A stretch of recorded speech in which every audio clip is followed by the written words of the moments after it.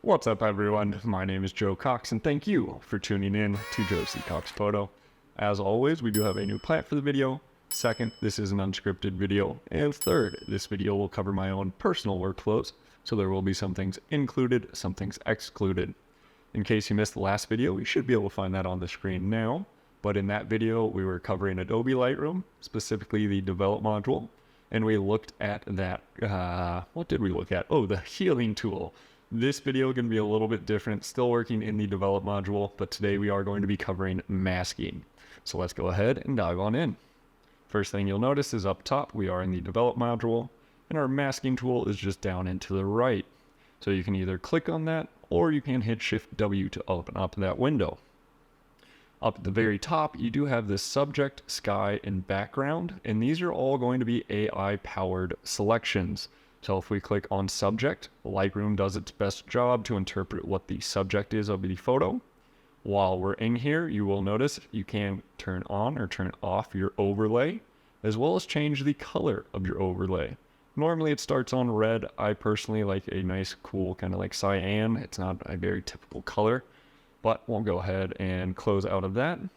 Additionally, and just going down, you do have all these options to change with your mask. So for instance, with our subject selected, if we hit our overlay, now you will see we can go and do some crazy different adjustments to it. We can go down, change tint and color. I mean, you can do any of these. We've covered all of this in the past, so I'm not really going to be covering that today. We're going to hit Command Z a few times, and actually hit Command Z one more time. If we go into background, Lightroom just did its best job of selecting all the background. You will notice it wasn't perfect. There's a little bit on the box there and there, as well as down on this edge. If I hit Command Z, I'm not going to show you sky today. Clearly this photo doesn't have any sky, and I don't want Lightroom to get confused. If we go down to objects, objects is another AI-powered tool where it'll start you off with a brush, but whatever object you try and paint over. So as you'll notice, that was a very rough selection of our coffee box, but when I release, Lightroom does a very good job of detecting exactly the object that I wanted to have selected. And then let's go ahead and we will hit Command Z on that. If we go down to brush, few things going on in brush. You do have two different brush options that you can make, which is always nice. And then brush is going to be strictly where you brush on. And then additionally, if you ever need to erase, you just hit erase down here and you can start erasing your brush, excuse me. Now, if we hit Command Z a couple of times and we go down to linear gradient, that is just a linear gradient. Command Z, we could do a radial gradient.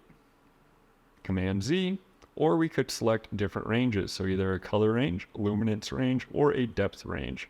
But if we hit color range, and now we went and use this little eyedropper to select our orange, notice all the oranges are now selected. If we hit Command Z and we go into a luminance range, if we go into a real dark part, you'll notice it only selects only the darkest areas. If I hit Command Z and go into that luminance range again and hit a very bright part, maybe like there, it only selects our very brightest parts. While in luminance range, you can also make adjustments, so we can go either brighter or darker, and we can change those threshold allowances, so you can get very specific. Quick interruption to the video. Did you know that I also make merch for this channel? So I've got you covered with hoodies, so you can always be looking stylish, and other apparel as well.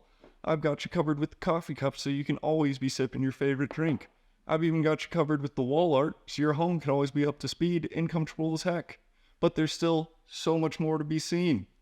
So not only does your purchase go into supporting this channel and helping others become more educated on photography and videography, but a portion of those proceeds also get donated to the Simplify in America's Fund. So that way, not only are we out here supporting each other, but you and I are also out here supporting the men and women who have served in our armed forces. And that is pretty awesome. So don't forget to go check out that link in the description down below. Go check out the merch page and find something that you absolutely love. Otherwise, guys, I love each and every one of you. Thank you so much for all the support and time you've given to this channel. I do appreciate you, but let's get back to your video now.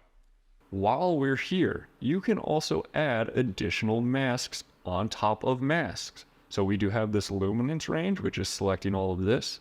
we can go back in and add more of these. So we could go into a brush tool and say, hey, I need this specifically also.